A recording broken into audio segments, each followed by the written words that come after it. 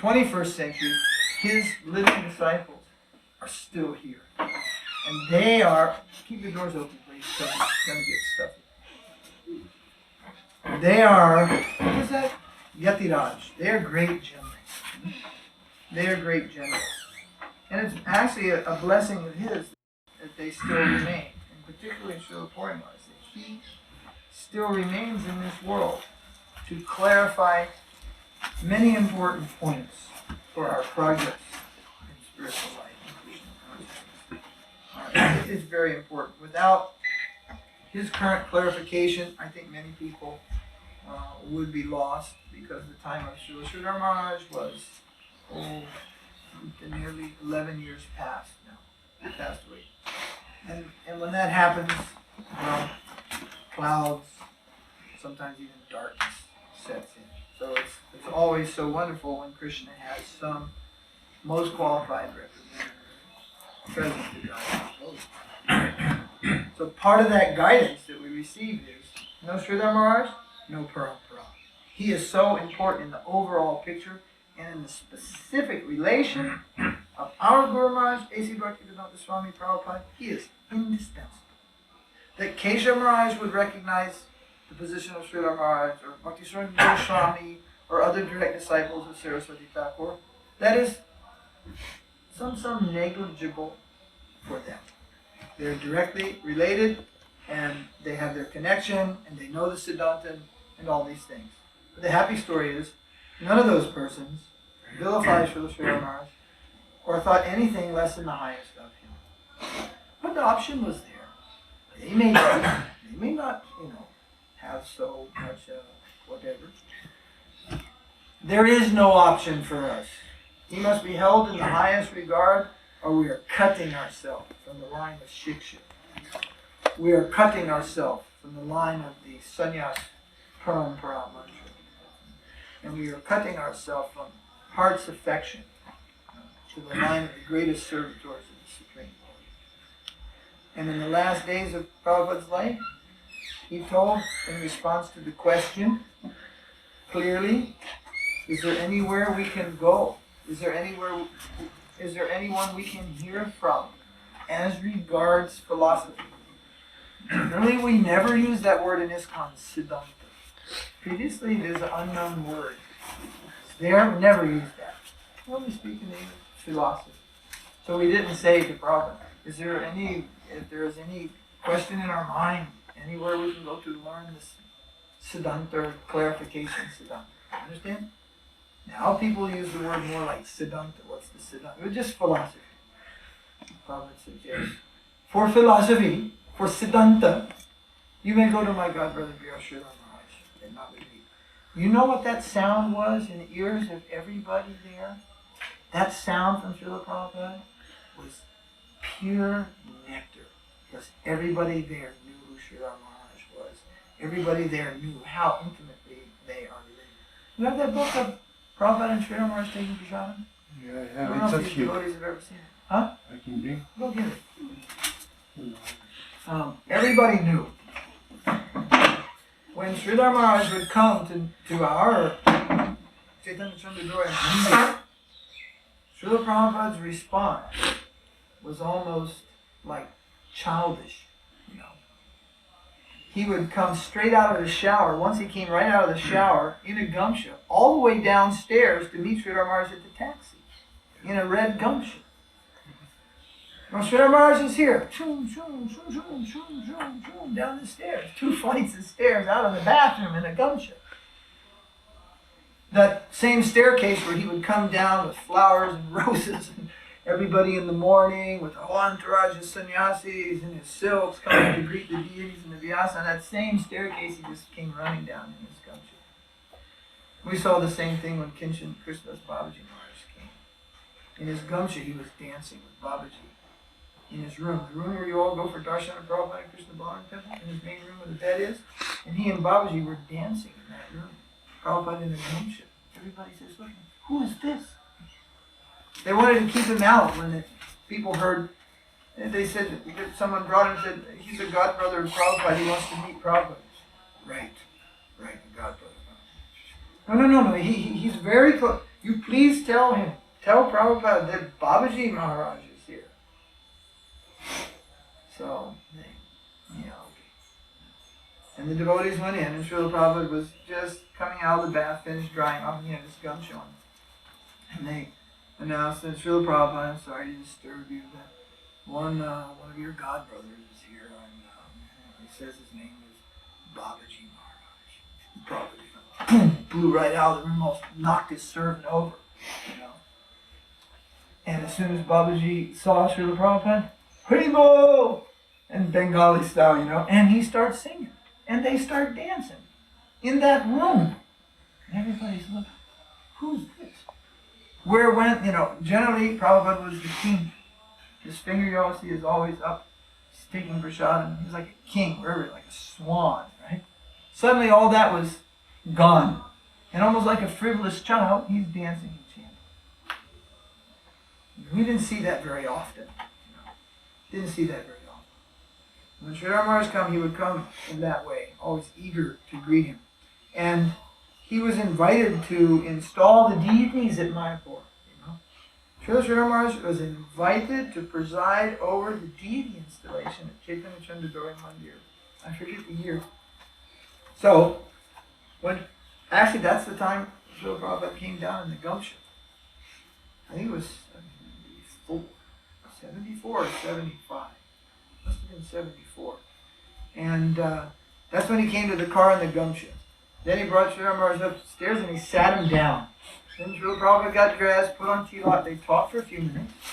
So then Prabhupada told Sridhar Maharaj, so you'll be here, you're comfortable here? Yeah. So then Prabhupada went down and he came back 3 hours later. He went downstairs and installed the deities. With a big thing. I mean, when this comes up with a big thing, it's a big thing. It's a big yajna, the bathing, the whole 9 yards. And he's there, and there's like, in those days, maybe 400 devotees. He's gone for 2.5 to 3 hours. And he leaves, Sridhar Maharaj just sitting on the bed. So when he came back up, Sridhar Maharaj's servant, he got bewildered. Because he could understand, they're installing the deities, and they just left Sridhar Maharaj just sitting on the bed. And then, respectfully, Sridhar Maharaj's servant asked our Prabhupada, he said, Swami Maharaj, I don't know, you please enlighten me. You requested Sridhar Maharaj to come here and install the deities. Then you set him on the bed and you went there and did everything for 2.5 hours. I cannot understand. And Prabhupada told him, you don't know. If Sridhar Maharaj is on the property, everything is automatically done by him. So his idea of Sridhar Maharaj install the deities was not to make him labor with the ladle to pour the yogurt. His idea that Sridhar Maharaj installs the deities is he's just on the property chanting the holy name. Or sleeping even. And Krishna is going to come. That was the level of his regard for Sridhar Maharaj. And you've all seen that famous picture they're sitting on the Vyasa together. There's a video of that.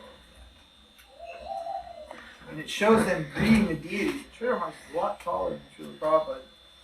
Seemed that way always, but in this video he really looks a lot taller. And he has Srila Maharaj in the front, and they're greeting the deities in the old temple room. And somebody's got a camera stuck up in the air. It's just a few seconds of video. And then they're greeting the deities. I think it's from after they pay their obeisances, they're just standing up. Again, that means they already seen the deities on the body. Standing up. And then Srila Prabhupada reaches over and he takes a hold of Srila Maharaj's arm in a most, what we call body language. Means by the gesture, you can see that the gesture, just his touching him, is so much affection is there in the gesture. And he touches him and he goes like this with his hand. And then Srila Maharaj turns and they start towards the Vyasa. It's a very short film. Generally, I'm visiting a temple and we greet the deities or something like that, and then my godbrother goes, slaps you on the shoulder, and then you go somewhere else. It's very hard to find the kind of affection, you see, that we find here between Srila Maharaj and our Guru Maharaj Srila Prabhupada. is rare. It is very, very rare. So then they go and they sat on the Vyasa-sun that day. But neither one of them gave the lecture. Govinda Maharaj gave the lecture. They both sat on the Vyasa-sun, and Srila Maharaj's disciple gave the lecture, a short lecture. So there were many, many, many things. So that's why we say that's an extreme thing. No Sridhar Maharaj, no Parampara. It sounds fanatical, but it's completely backed by proper Siddhanta and Acharyas today who confirm. What is the position of Sridhar Maharaj in terms of the disciplic succession of Srila Bhakti Siddhanta? And when we go deeper, we will find what is his position given in terms of the line of Sri Rupa Goswami, the Rupa Nuga Varga. Very, very high position there. In terms of the mantra, in terms of the shiksha, and in terms of the all-out general blessing. And in the last days of our Srila Prabhupada, before he actually began to withdraw from the world, he gathered so many disciples there to see Srila Sridhar Maharaj. And if you hear the tape, you read something in the book, Affectionate Guardians, you can see the manuscript. One fine day you'll hear that tape. Because the sound of a man's voice, I can say, don't do that. And there can be an explanation. But don't do that. That's an explanation. You can say, don't do that. There's so many ways to say, don't do that.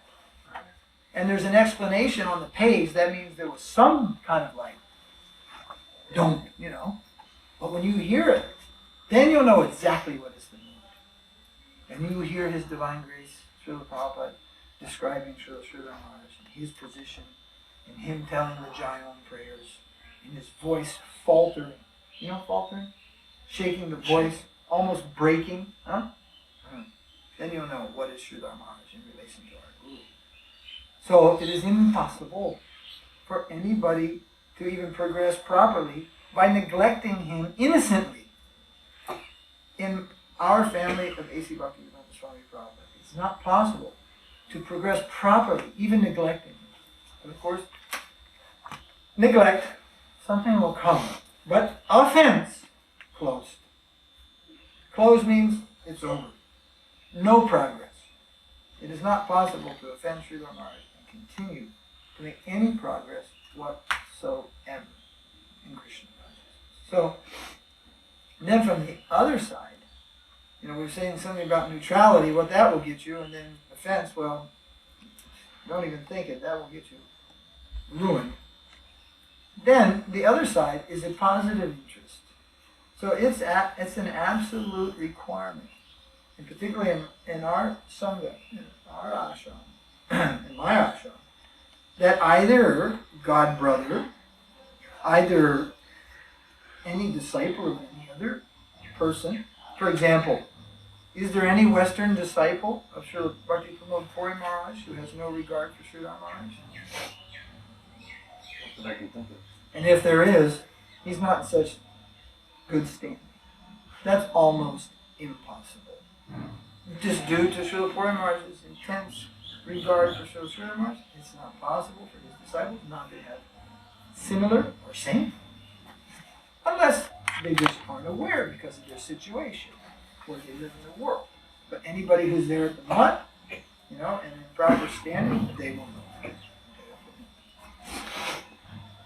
So that's a necessity to come to the positive side and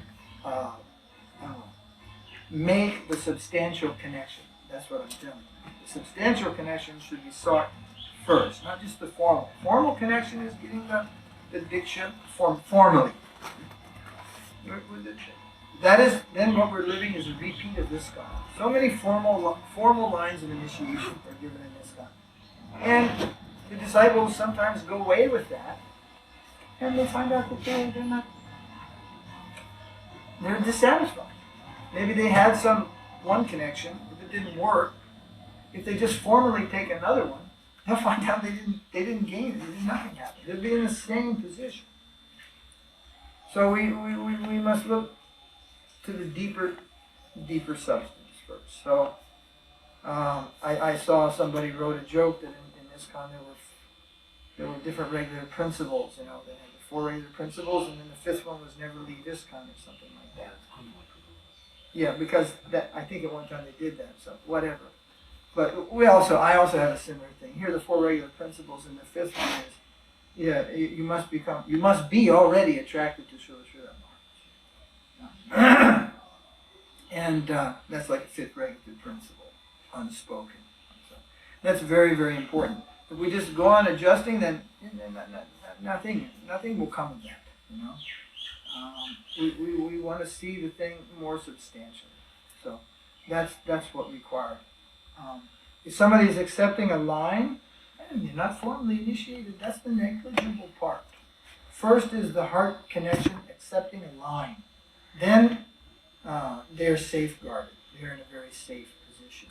Then, of course, the formality must become. You see, what changes between a man and a woman before their marriage or after their marriage? Once they are engaged, they're as good as married, but the connection is still not intimate. But there's no anxiety there. This will be my wife. In fact, the old cultural system is you get people engaged when they're very young. They remain engaged for years. It just pacifies the whole mind. It's like it's a closed issue. That's your wife. Okay. It's out of the mind. We're young at a certain age and the mind's going, wow, this is my wife. I'm going to get married. I don't know about her. She looks good. She looks smart. So to pacify that, there was engagement. Then after some time, there would be marriage. Then after some time, they would live together. They didn't even live together immediately in the old days because they know, this is fire. Marriage is fire. And if not done properly, they'll be burned. So there are some systems. So first we accept Guru in our heart. That's the substantial thing. That will take us in a closer connection. And all that we receive from him after that will be far, far more meaningful. Now, he may be of the highest caliber, but if we simply go there for some social adjustment, get the Guru part of the puzzle in place, and then go away, well, then what he actually is, the wealth of him, that will not come to us by such a negligible connection. Sometimes people used to come to Srila Maharaj. Actually, in the beginning, when devotees used to come from ISKCON, he rarely gave anyone initiation. Rarely. And his reason was, I will go from this world very soon. Who will guide them? Who will guide them? Then, after some time, after 2 or 3 years, that line was crossed, and he felt confident that those who took initiation from him in his advanced age, they will be able to take guidance in this world after his disappearance because of there being other qualified persons to guide them. God brothers, other preachers and sannyasis, etc. Then came a time where more people would come. They could just show up. They just show up on a plane, come in the ashram, just ask for initiation. Still, there was a line to cross, and he would ask us, what will be their service connection? This was very important. This line remained forever. He never dropped that line. Line means not something you say. It means like a line. It's there. You see that. That is always important. The other one was kind of, okay, we have put that one behind us. Govinda Maharaj will be there. Other sannyasis are there. They will guide these new devotees. Then Srila Maharaj accept, all right. But the question, what will be their service connection? He never put that behind him. That was always there. And he used to say, because even after taking mantra, harinam and mantra, if we have no service connection to Guru, our progress in the line of harinam and mantra will be negligible. Negligible. We must have service connection. And then further inquiry, what about the mood of that service connection? And he used to say, service connection does not come from our own expression. It does not come. You cannot create your own service. That's not service. Service must always come from above. It comes to us from above. That is real service. He said, you want to study any book, even the Srimad Bhagavatam, if you are not doing that under the order of Gurudev, the benefit for you is negligible to zero. So the negligible benefit, that's quite impressive. like namabhas. Namabhas is the negligible effect of the holy name, liberation. Most devotees you see in kirtan dancing, and somebody comes back and they go, "Oh, it should have been Arati, it was ecstatic kirtan." That ecstatic is namabhas. That's just the, what is the word? We'll just say the good feeling and the happiness that comes from being freed from sinful activities and all kind of mundane things. Srila Prabhupada once called that ecstatic kirtan bile secretion. He said ecstasy is simply bile secretion. When we enter the plane of ecstasy, ananda, then it is steady. The same person's ecstatic kirtan, Sunday at the Sunday feast, he ate so much sweet rice, Monday morning, don't even want to talk to this guy. You know, he'll blow your ears right off your head. He's so grouchy, you know. But the evening before it was an ecstatic kirtan. So these just become vocabularies. That is not ecstatic. When one enters ecstatic plane, he doesn't come down from that. Which brings us to another point. I met a bhakta the other day, and I said, "Where are you from?" He said, "Vaikuntha."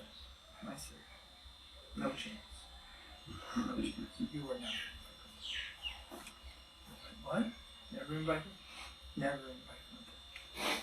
Either you were there from the beginning, or you reached to that plane from here, once having gone there in any case, one never departs. So from the ecstatic plane, you cannot come down to, again, being bewildered by the senses, again, being disturbed by the mind. All that is far, far, far, far gone. But in namabhas is so potent, so powerful. That a certain euphoria, that's a certain euphoria is there in the namabhas. When compared to mundanity, it seems like, yes, this is it. This is ecstatic. No, there is some qualitative difference. We are not to position ourselves in the namabhas stage. We should move through that stage to the sudhanam, the pure devotional plane. That is a long journey. You should finish up being a kanistha in the first week you're in the ashram. That's actually the standard. Then the madhyam, you should be prepared for your life to pass that. That's the long journey. That's crossing the ocean. But you should bear in mind, we're meant for crossing the ocean, not simply getting somewhere in the middle and simply staying there. So a devotee will always think of himself as a kanistha. But actually, if you're just remaining kanistha, well, there are many possibilities. And first we say, well, that's no credit to your guru parampara, first off. If after so many years, actually in reality, you feel kanistha, that's good, but actually you are kanistha, that's bad. And that's no credit to your guru maharaj. If you come to the madhyam plane, then this is very good, but you should be a progressive madhyam. And progress means on the map, so to speak, you're making progress to the goal. And when you say the goal is love of Krishna, you won't actually find it. You'll never get there if your goal is so hazy. When you enter the ocean and you just say, I'm going to America, it's like, good luck. You better be on the GPS satellite system. You'll be running around out there forever. You'll never get there.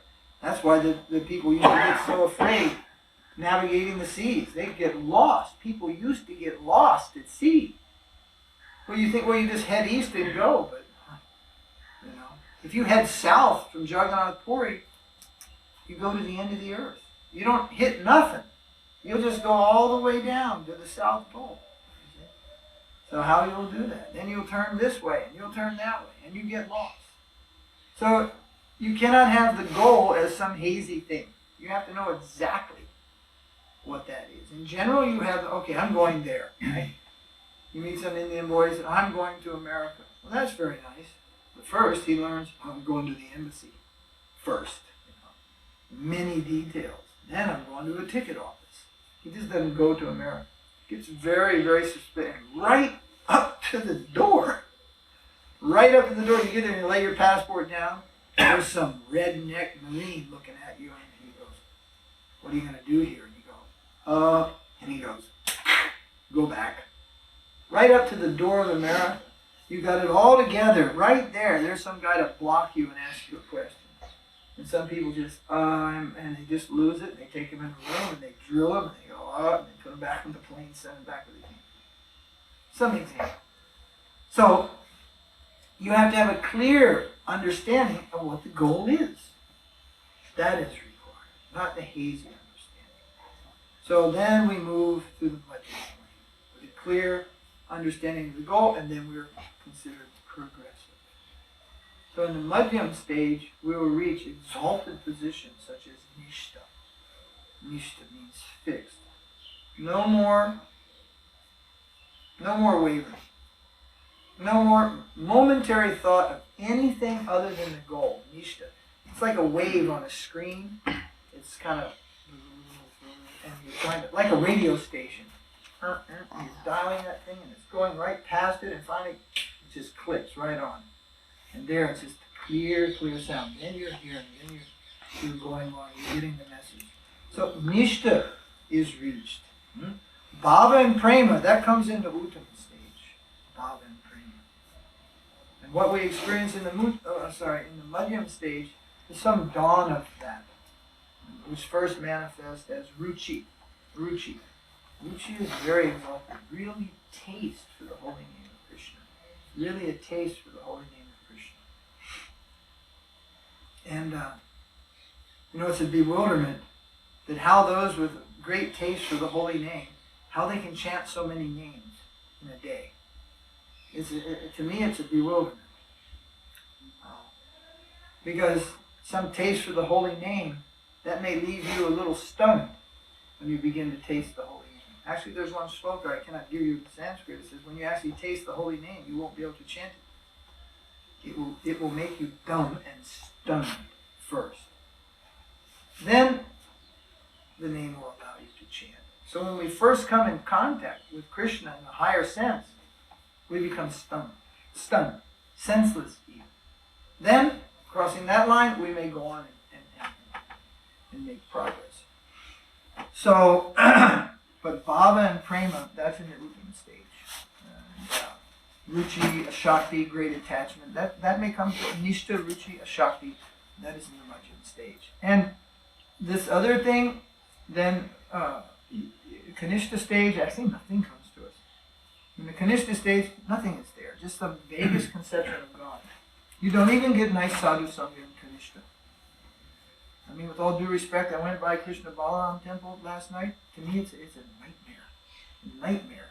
Because it's like hours of the day and blood you're passing, and just people are jibber jab, blah, blah, blah, all over the place. You can just see it running out, sucking down limkas, blah, blah, women painting their faces, looking for husbands. It's just like, what a nightmare. In the time of Srila Prabhupada, no one was allowed to go in the restaurant. There was no restaurant for devotees. You take prasadam. And no one paid for prasadam, you just took prasadam. Yeah. We had that nice restaurant in the guest house, and it was only for life members. And on the rarest occasion when the Sankirtan party came back at 1 o'clock, hadn't eaten all day, completely like something like that, missed the prasadam, starving, prasadam would be gotten from the restaurant and they'd take it to their room. 2 or 3 devotees, something take prasadam. And once I saw Sagar Maharaj sitting in a restaurant with some brahmacharis come back from Sankirtan over in the corner. And I was looking for some member, and I looked around, what are they doing in here? Shocked to see them in the restaurant. Now it's like, if you wanted to take a life member to the restaurant, you take them to the door and you go, there's nowhere to sit down, the place is filled with devotees. Some years back they had mock meat. What's it called? Mock barbecue. Mock barbecue. Well, what's our connection with mock barbecue when we're living in the dump? What's the point? These are all some enjoying. There was no restaurant there. So Krishna consciousness is not a social event. And sadly, we've all wasted a lot of time in the social side. It's just a waste of time. We should busy ourselves in the evening. We should either be in the kirtan, in the class, sitting in association with devotees, hearing the scripture, working on a manuscript, learning the Dhamma, something very positive. This thing where we're just standing looking at each other's faces, talking, is an absolute waste of life. Everybody's talking about the fall down of this one and the fall down of that one. In Srila Puri Maharaja's ashram, he told, if we talk about the fall down of these persons, and Harikesh Maharaj found that shit, what benefit will we get from that? Nothing. So if we discuss Jud Bharat, how Jud Bharat fell down, from that discussion, we will learn something very profound. We will even become purified from that. But if we discuss the unfortunate situation of any particular jiva, you see, like that, then first, no good, and second, maybe bad things will come to us from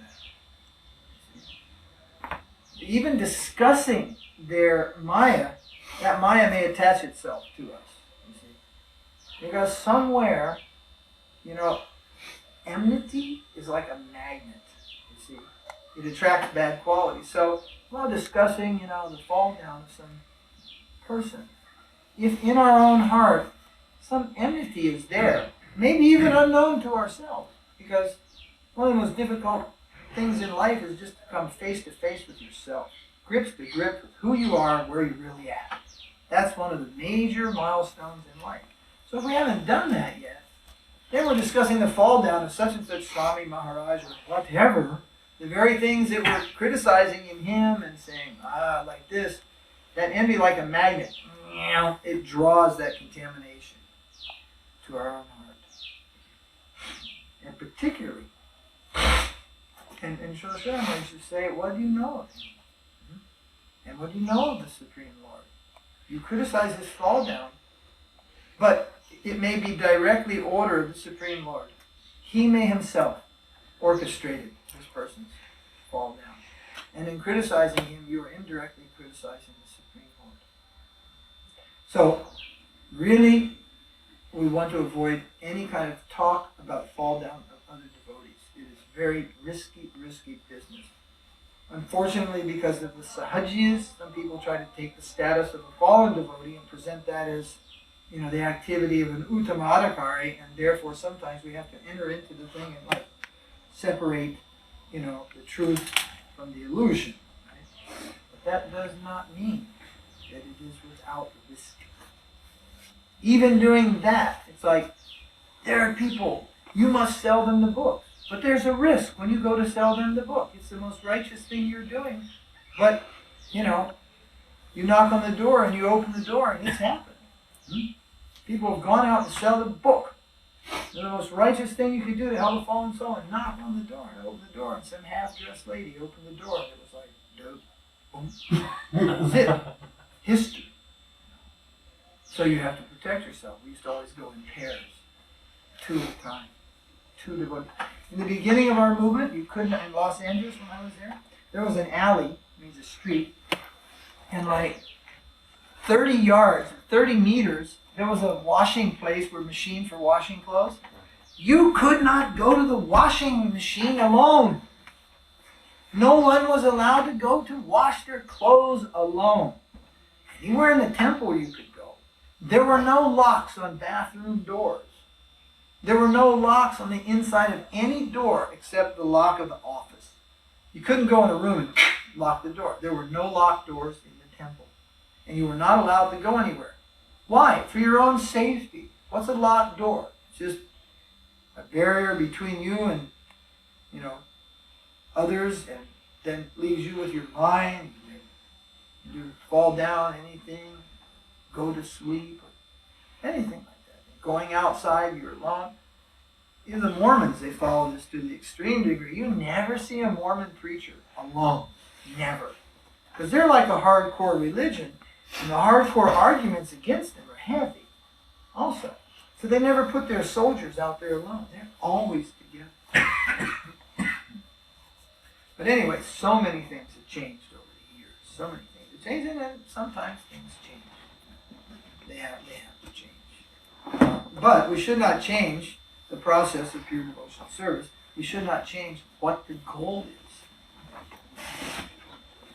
So, like that, in our, as I was just asking your particular question, in our ashram, in association, all that, a particular nice interest, and someone will come to my ashram, and the devotees will meet somebody, and then they'll come and say, oh, someone came from the Bangalore temple, And I'll just, they already know what I'm looking for, so nowadays I don't even have to say.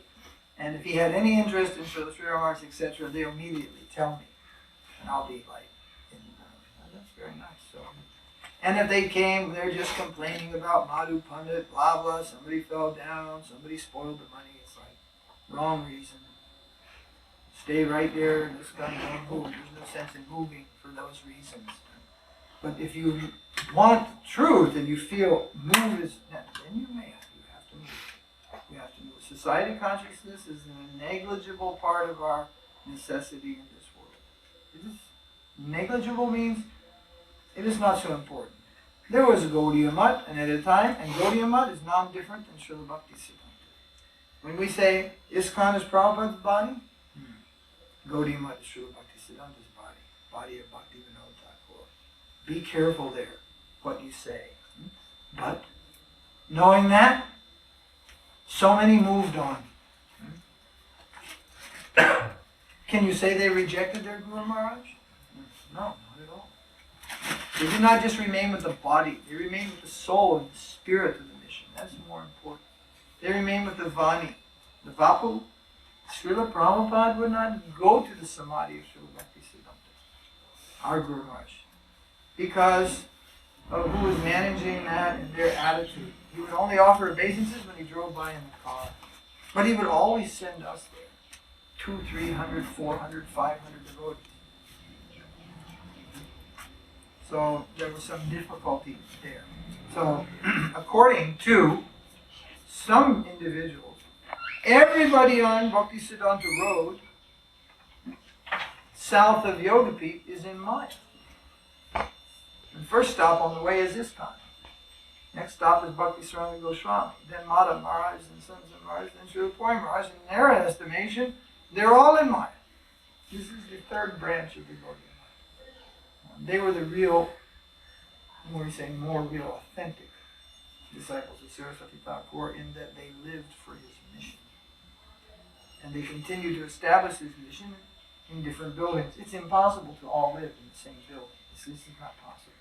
You cannot live all under the same anything. Individuality and group consciousness, to a certain extent, is inherent in any living being here, in this world, even right down to the insects. Because in the spiritual world, everyone is an individual, and there are groups. So when this world is reflected, the groups will also be here, even in Krishna consciousness. And you enter some idea about, what you call it, spiritual competition. That there's spiritual competition. But spiritual competition means devoid of envy. So there's competition to serve Krishna in the spiritual world. Competitive groups are satisfying, trying to satisfy Krishna. Ultimately, Radharani knows they're all wasting their time, actually. Because only I can fully satisfy Krishna. But they are coming to attempt. Well, let them attempt. But they will fail. But the devotees of Radharani, they are irritated to even hear that someone wants to attempt to surpass the service of our Queen. This is outrageous. Bhaktivinoda Thakura once wrote, I do not want to even hear the name of that so-called competitor of Radharani. You have any questions? I have a question regarding statement that Srila Bhaktivinoda Saraswati Maharaj wanted also GBC. Is that true? That's also a negligible aspect of one's spiritual life that we've made very in our life. The GBC means a governing body commission. And Srila Puri Maharaja, he also has a governing body commission. And it is for the purpose of carrying out the desires and the wishes of himself as the Guru and the Acharya. Our Guru Maharaj, he also had this idea, and in fact, Srila Bhakti Siddhanta, he also had that idea. And the history is there was a GBC. The GBC was formed, and some decisions were taken from the GBC body, which then led up to all the problems. So, sometimes an individual, two times or three times in Prabhupada's movement, the GBC made actually it was three times. Three times they made so much the wrong decision that 2 out of the 3 times he canceled everybody and he said, there is no GBC. He canceled it. And he told you, you're ruining everything. The third time, he left them as GBC and he said, you just change everything what you decided here. You go back and just do it again. You're ruining our... So just because, just like in our country, we got this rascal, his name's Bill Clinton, he's the president. So you got the presidential seal, you got the American Eagle, you got the White House, they ought to call it the den of iniquity, the Black House, The profile is he's the president of America, but the reality is the guy's skunk. So they're trying to oust the guy, get him out. But just because he's president doesn't mean that he's infallible, that he cannot make mistakes, or that everything he does is the divine good. So, any GBC from Srila Thakura, our Prabhupada, through Puri Maharaja, they should sit attentively together, harmoniously, and be very attentive to what is the divine will of the spiritual master. And with the most, with great dexterity, they should execute that. Still, we don't think that's going on. Still. The ISKCON law book is about this thick. In the time of Srila Prabhupada, there was no law book. The books are the law book. Krishna consciousness was the criterion. Not time, not age, not male, not female, not wealth.